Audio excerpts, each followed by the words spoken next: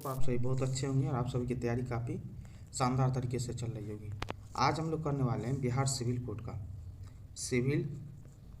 Code का practice set number कौन सा, तो 19। प्रैक्टिस सेट नंबर कौन सा है, 19। इससे पहले 18 सेट ऑलरेडी अपलोडेड है, ठीक है। तो जिन लोगों ने नहीं देखा है वह चैनल पे जाके विजिट जरूर कर लें, ठीक है। फॉरएवर स्टडी पॉइंट, आपको पता ही है चैनल का नाम। तो चलिए बिना बात की देर किए हम लोग करते हैं प्रैक्टिस सेट नंबर 19 को। हिंदी लैंग्वेज से जुड़ा हुआ है।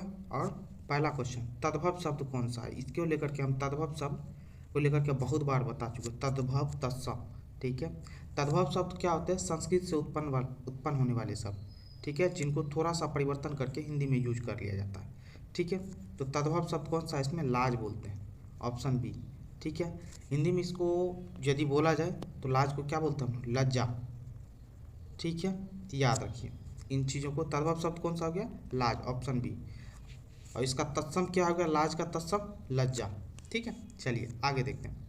विशेषण के रूप में प्रयुक्त होने वाले शब्द, विशेषण के रूप में प्रयुक्त होने वाला शब्द कौन सा है, तो ऑप्शन ए तात्विक, क्या है, तात्विक। चिदानंद क्या है, चिदानंद शब्द में कौन सी संधि है, चिदानंद शब्द में कौन सी संधि है। तो सबसे पहली बात, यहाँ संधि शब्द आया, तो संधि 3 टाइप के होते हैं, आपको ही पता है, इन चीज़ों को याद रखिएगा।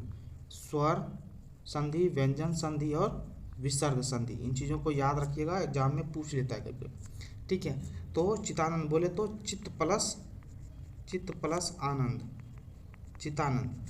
तो कौन सा संधि है, आपको पता होना चाहिए कौन सा है, व्यंजन संधि, ऑप्शन बी।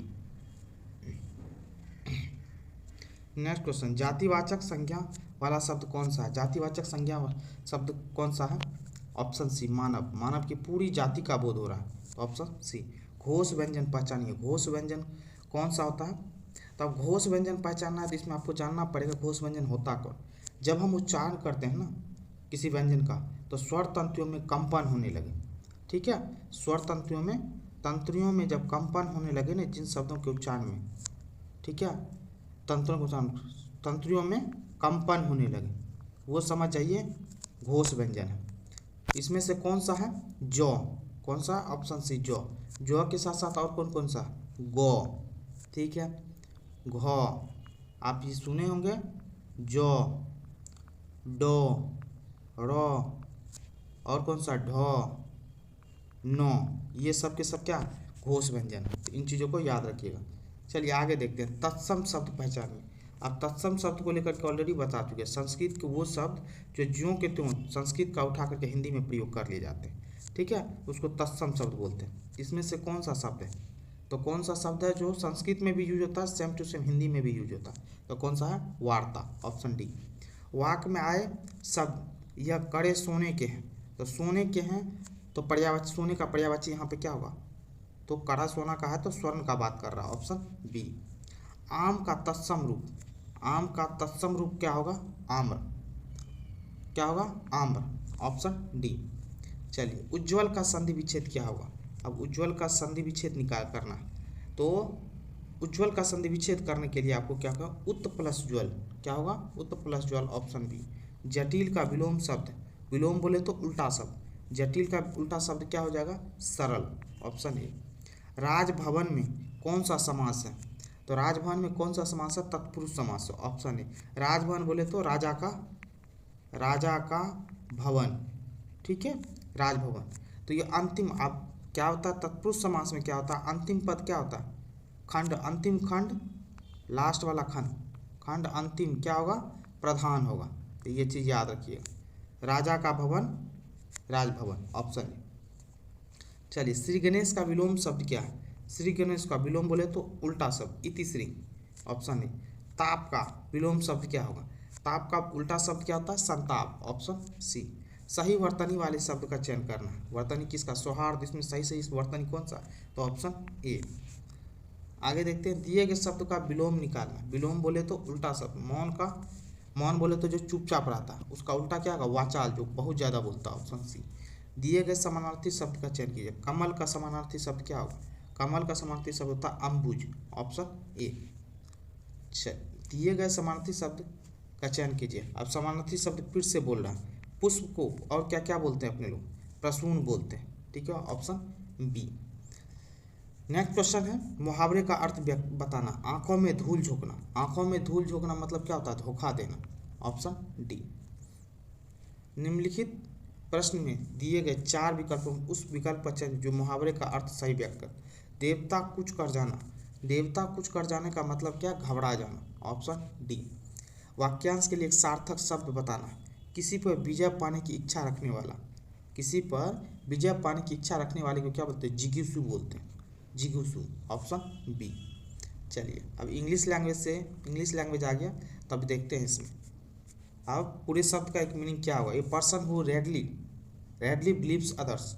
एक पर्सन जो आसानी से किसी पर विश्वास कर लेता है उसको क्या बोलते हैं? क्रेडुलस बोलते हैं। Option B. A political leader has an evil reputation.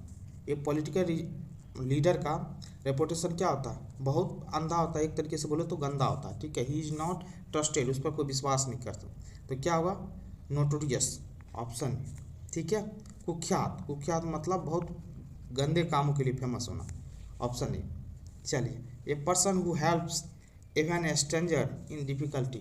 एक पर्सन जो स्ट्रेंजर की मदद करता है, अनजान आदमी की मदद करने वाला, मुसीबत में सहायता करने वाला, उसको क्या बोलते हैं? फिलियंथ्रोपिस्ट। Option D. परोपकारी। Option C. चलिए आगे देखते हैं। बेस्ट एक्सप्रेस मीनिंग बोल रहा है। Best express meaning same word destroy. Destroy का सबसे पहले मतलब क्या होता है? नष्ट कर देना। क्या करना? नष्ट करना या ख़त्म करना। तो इसको express same meaning, best express meaning क्या होगा? डिमोलिश। Option C. बर्बाद कर दे। एपेल का मतलब आकर्षण वाला। क्या होता है? आकर्षण करना, आकर्षित करना एक दूसरे को। तो इसका क्या हो जाएगा? चार्म मतलब आकर्षण करना। Option B.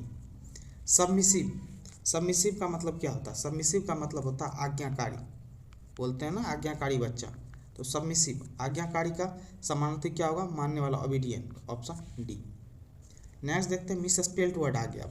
Misspelled word, misspelled चुनना है इसमें से। तो कौन सा मिसस्पेल्ड है? पहला लेस्प, ये गलत है।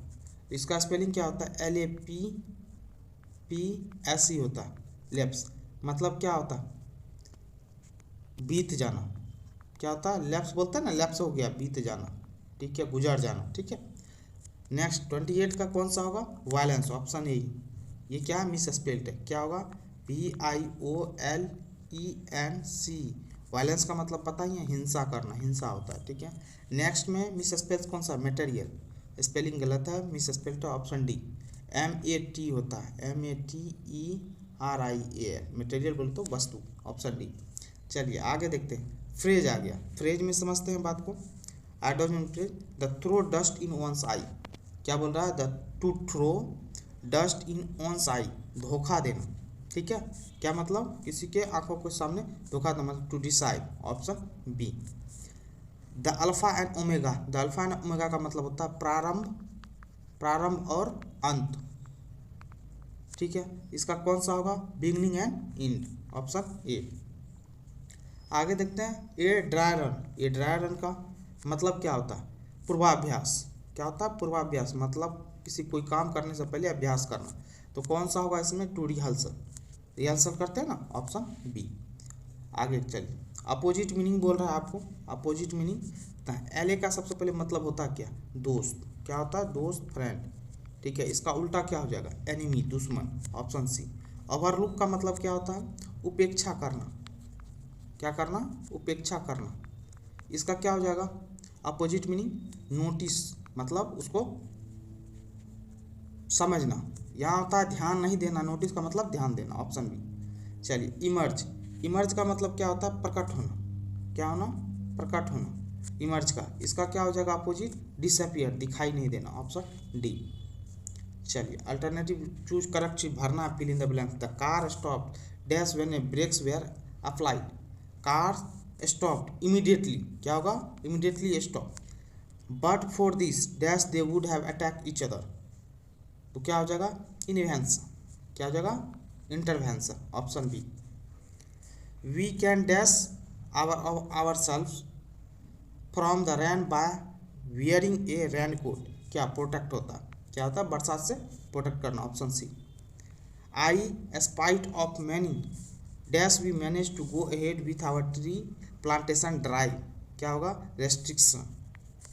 Dubai is like an oasis dash the middle of earth in the middle of the earth, option B. अब ये करंट अफेयर्स का क्वेश्चन है, देखते हैं हम लोग करंट अफेयर्स का। किसी धन विधेयक के लोकसभा में पारित होने के बाद राज्यसभा उस विधेयक को अधिकतम कितने दिन के भीतर लोकसभा में लौटा सकती है? तो अधिकतम कितना दिन रोक सकती है? तो वो 14 दिन तक ही रख सकता है, ऑप्शन बी। याद रखिएगा, धन विधेयक को लोकसभा में ही लाया जाता है, इन चीज़ों को दिमाग में रखिएगा। और दूसरी बात, ये अधिकतम 14 दिन तक ही रोक सकता है, ठीक है। उसके बाद 14 दिन के बाद वो स्वाभाविक से वापस हो जाती है, ठीक है। इन चीज़ों को याद रखें। चलिए नेक्स्ट, निम्नलिखित में से किसका निर्माण शाहजहां द्वारा नहीं करवाया गया था? क्या पूछ रहा है? नहीं करवाया गया था शाहजहां द्वारा। इसमें से कौन सा? बुलंद दरवाजा। ये शाहजहां द्वारा नहीं करवाए गए थे। बुलंद दरवाजा बनवाया कौन था? तो अकबर ने बनवाया था, याद रखिएगा। किसने? अकबर ने, ठीक है।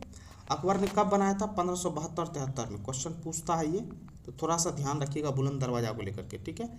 और ये किसके उपलक्ष्य में बनवाया था बुलंद दरवाजा? ये भी क्वेश्चन पूछता है। तो अकबर जो है ना, गुजरात विजय, कौन सा? गुजरात विजय के उपलक्ष्य में जो ना बुलंद दरवाजा को बनवाया था अकबर ने।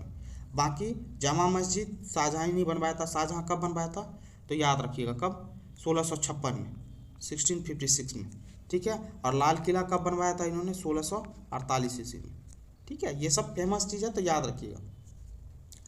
चलिए, सागरमाला परियोजना क्या बोल रहा है? सागरमाला परियोजना का उद्देश्य क्या होता है? उद्देश्य क्या है? तो सागरमाला परियोजना का उद्देश्य है घरेलू कार्गो एवं एक्जिम कार्गो की लॉजिस्टिक लागत को क्या करना?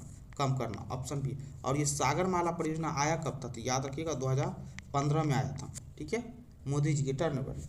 चलिए आगे देखते हैं। भारतीय संविधान का कौन सा अंग जर्मनी के संविधान से प्रेरित है? तो जर्मनी के संविधान से क्या है? आपातकाल के दौरान मौलिक अधिकारों का उल्लंघन, ठीक है, आपातकाल के दौरान। तो इन चीज़ों को दिमाग में रखना। अब आपातकाल के दौरान बोल रखा है, तो आपको ही पता है, तो आपातकाल को लेकर के आर्टिकल कौन सा है? तो आर्टिकल कौन सा है? आर्टिकल कौन सा है? 359 है आपातकाल के लिए। लेकिन ये भी चीज़ आपको याद रखना, आपातकाल में यदि राष्ट्रपति आपातकाल लगाती है तो आर्टिकल कौन सा? आर्टिकल 20 और कौन सा? 21। इन दोनों को नहीं हटा सकता। इन दोनों को छोड़ के बाकी सभी मौलिक अधिकार को निलंबित किया जा सकता है। चलिए आगे देखते हैं। इनमें से कौन गोल्डमैन पर्यावरण पुरस्कार, ग्रीन नोबेल पुरस्कार विजेता नहीं है? तो अब याद रखिए, सबसे पहली बात तो गोल्डमैन पर्यावरण पुरस्कार ये पर्यावरण से जुड़ा हुआ देता है, पर्यावरण से जुड़ा हुआ पुरस्कार है, ठीक है। इनमें से किसको नहीं मिला हुआ है? तो इनमें से मिला नहीं हुआ किसको? वंदना शिवा को, ऑप्शन सी। बाकी चंपा देवी शुक्ला को मिला हुआ है। कब? चंपा देवी शुक्ला को मिला था 2004 में। कौन सा? गोल्डमैन पर्यावरण पुरस्कार। मेधा पाटेकर को कब मिला था? 1992 में, 1992 में मिला था, ठीक है। रमेश अग्रवाल को कब मिला था? 2014, ठीक है, 2014 में, ठीक है। चलिए आगे देखते हैं। ये भारतीय मूल के हैं, भारतीय आदमी है, तो इसीलिए थोड़ा सा दिमाग में रखना जरूरी है। भारत सरकार की लेखा 3 भागों में तैयार किए जाते हैं, निम्नलिखित में से कौन सा इन तीनों में से एक नहीं है? तो कौन सा इसमें से नहीं है? तो आपको पता करना कौन सा? सहकारी निधि, ये नहीं है। बाकी लोक लेखा समिति, समेकित नीति और आकस्मिक निधि, ये तीनों के तीनों लोक लेखा समिति भारत के लेखा के 3 भागों में तैयार किए जाते हैं, ठीक है। इतनी बात पता चली। बाकी कौन सा याद रखिएगा, ये तीनों आते हैं आर्टिकल 266, आर्टिकल 266 के अंदर।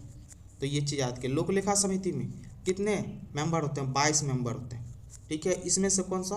15 लोकसभा से होते हैं, किससे? लोकसभा से। और 7 किससे होते हैं? राज्यसभा से होते हैं। तो ये चीज़ याद रखिएगा, ठीक है। बाकी समेकित भी 200 आर्टिकल 266 और आकस्मिक निधि के लिए कौन सा होता है? आर्टिकल 269।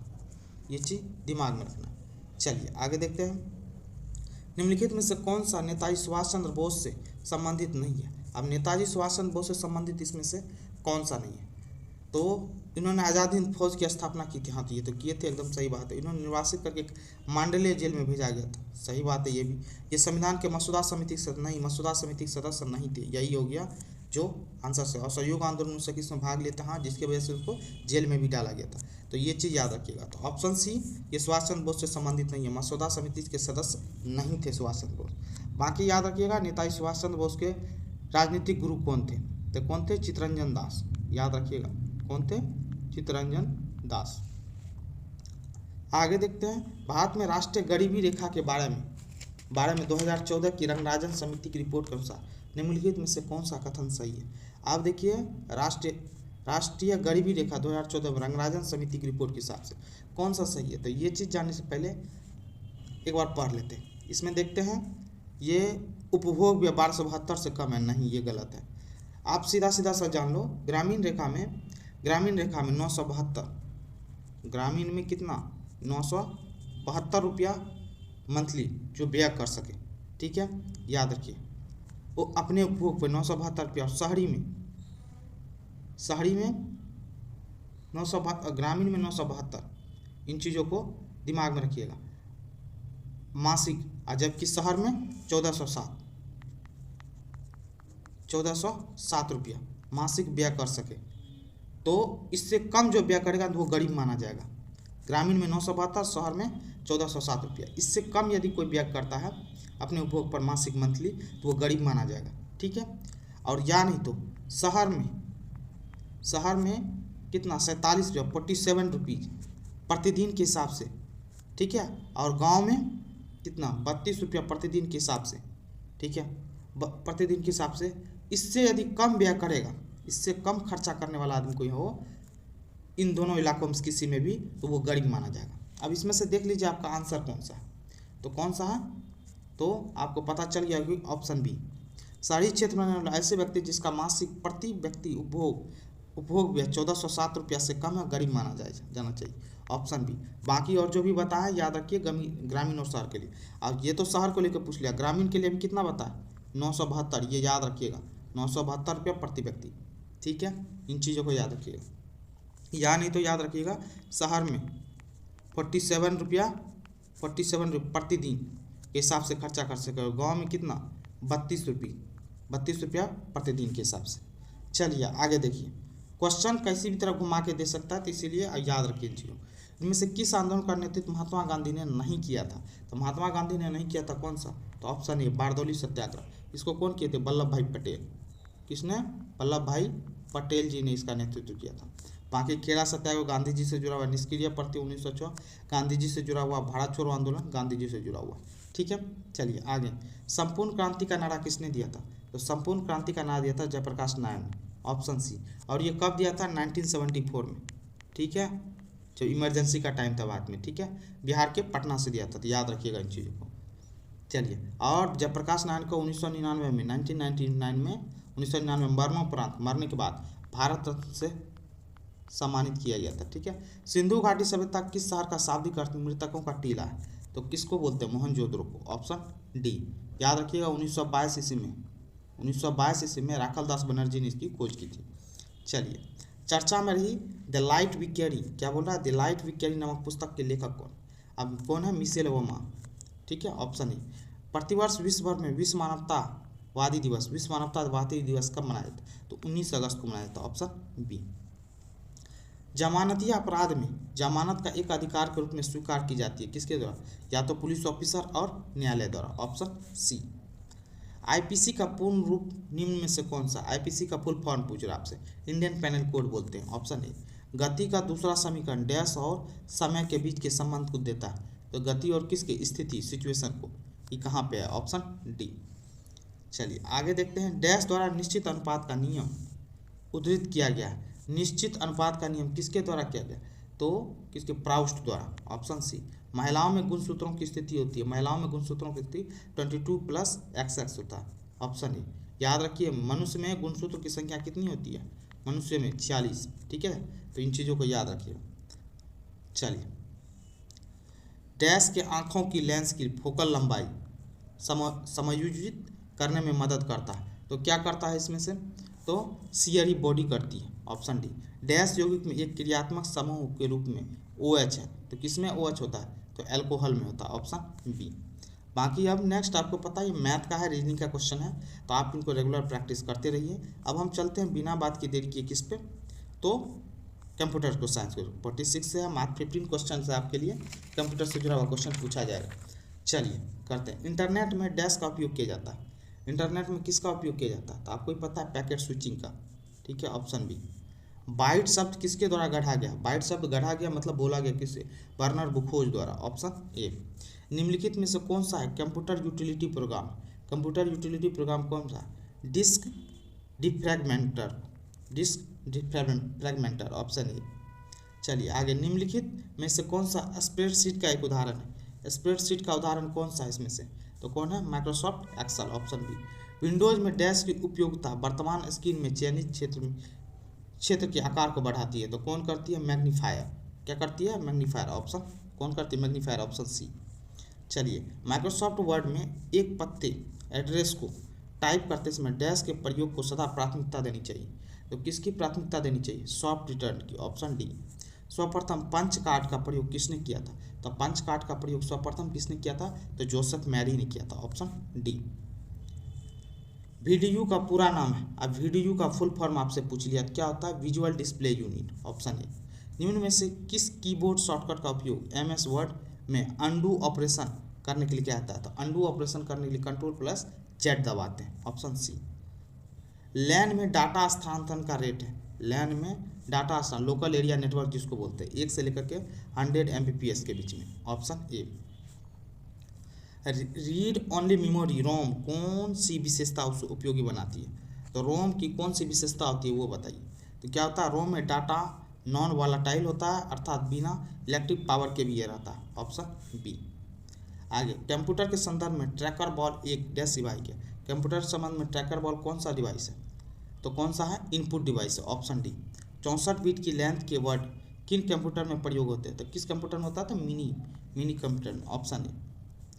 सॉफ्टवेयर का प्राथमिक उद्देश्य डाटा को डैश में बदलना, सॉफ्टवेयर का प्राथमिक उद्देश्य डाटा को किस में बदलना होता है? तो किस में होता है? सूचना में बदलना, ऑप्शन बी। और ये लास्ट क्वेश्चन है, फाइल वायरस से क्या तात्पर्य? फाइल वायरस से क्या मतलब है? जो फाइलों में प्रवेश कर जाते हैं और फाइलों को इन्फेक्टेड कर देते हैं। वायरस का मतलब समझिए, इन्फेक्टेड मतलब खराब कर देते हैं, ऑप्शन ए। तो ये था पूरा का पूरा सॉल्यूशन आपका, ठीक है। प्रैक्टिस सेट नंबर कौन सा? 19 का। आई होप ये आपको सेशन अच्छा लगा होगा। यदि अच्छा लगा तो प्लीज़ करके चैनल को लाइक करें, कमेंट करें, शेयर करें और चैनल को सब्सक्राइब जरूर कर लें। Thank you so much.